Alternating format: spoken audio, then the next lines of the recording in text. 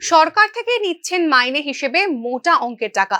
তবে বিশালগড় মহকুমা হাসপাতালে স্ত্রীরোগ বিশেষজ্ঞ চিকিৎসক দেবজিৎ দেবের অর্থ লালসা এখানেই থেমে নেই।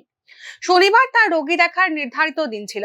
সকাল 9টা থেকে অসুস্থ রোগীদের নিয়ে অপেক্ষা করতে থাকেন রোগীর পরিবার পরিজনরা। কিন্তু কোথায় চিকিৎসক দেবজ্যোতি দেব? তিনি তখন সরকারি কর্তব্য ছুঁড়ে ফেলে ব্যস্ত হাসপাতালের পাশে সাবিত্রী মেডিকেল হল নামক ওষুধের দোকানে তার প্রাইভেট চেম্বারে। তার পরিষেবা নিতে হলে গুনতে হবে মোটা অঙ্কের টাকা। ঘটনা এখানেই শেষ নয়।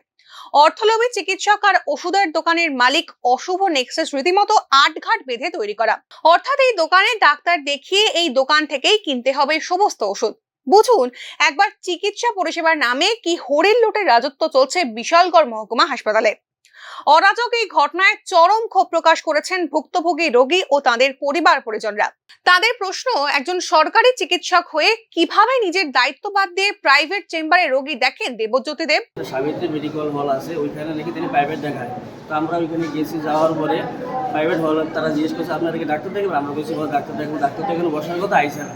তারা কইতেছে এখন যদি ডাক্তার দেখান তাহলে আমরা থেকে ওষুধ কিনতে হইব, নাহলে আপনারা এখানে ডাক্তার দেখাতে পারতেন না। আমরা বললাম যে আমরা তো গরিব মানুষ, আমরা টাকা দেয়, আপনার 200 টাকা 100 টাকা গাড়ি ভাড়া লাগে একটা রুগী লয়ে নেই। তারপর আবার আপনার 300 টাকা ভিজিট দিতে হবে, আবার ওষুধ আপনার থেকে কিনবো। আমরা যেখানে ভোট দিব আমরা ওইখান থেকে কিনবো। অনেকে আছে আবার দোকান ডাকে থাকে, তারা ওইখান থেকে ওষুধটা কিনবো, তারা একটা প্ল্যান থাকবে। এখন যদি আপনার থেকে ওষুধ কিনতে হবে, তাহলে ডাক্তার দেখবো, তাহলে এই রোগীরা কই যাইব? এই যে সাধারণ মানুষ এতক্ষণ যেটা 11টা উপরে বাজে, আর 1.5 ঘন্টা ধরে ওয়েট করতেছে ডাক্তার আইব। এখনো কিন্তু ডাক্তার আসে না। ডাক্তারের কি নাম? ডাক্তারের নাম হলো দেবজিৎ দেব। উনি কি এখন আছে ওই চেম্বারে আছে, প্রাইভেট চেম্বারে আছে? এখন প্রাইভেট চেম্বারে, হ্যাঁ, যতটুকু শুনছি আমি প্রাইভেট চেম্বারে ও ডাক্তার দেখাইতেছে। ক্ষুব্ধ রোগীদের অভিযোগ শুধু একদিনের ঘটনা নয়। সরকারি দায়িত্ব বাদ দিয়ে উপরি কামাইয়ের বাণিজ্যের এই রীতি দীর্ঘদিন ধরে চালিয়ে যাচ্ছেন এই গুণধর চিকিৎসক। শনিবার মঙ্গলবার আইসি, আসার পরে দেখি তাই চেম্বারে নেই, ডাক্তার আইতো। আজকে শনিবার, আজকেও আসার কথা, কিন্তু আজকেও আসা দেখি। জানা গেছে দীর্ঘদিন ধরে বিশালগড় মহকুমা হাসপাতালে চিকিৎসার নামে চলছে কামাই বাণিজ্যের খেলা।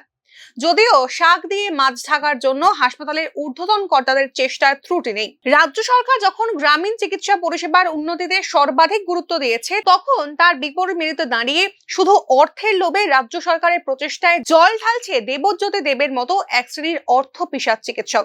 আর গরিব রোগীদের কষ্টের শেষ নেই। Bureau report, news now.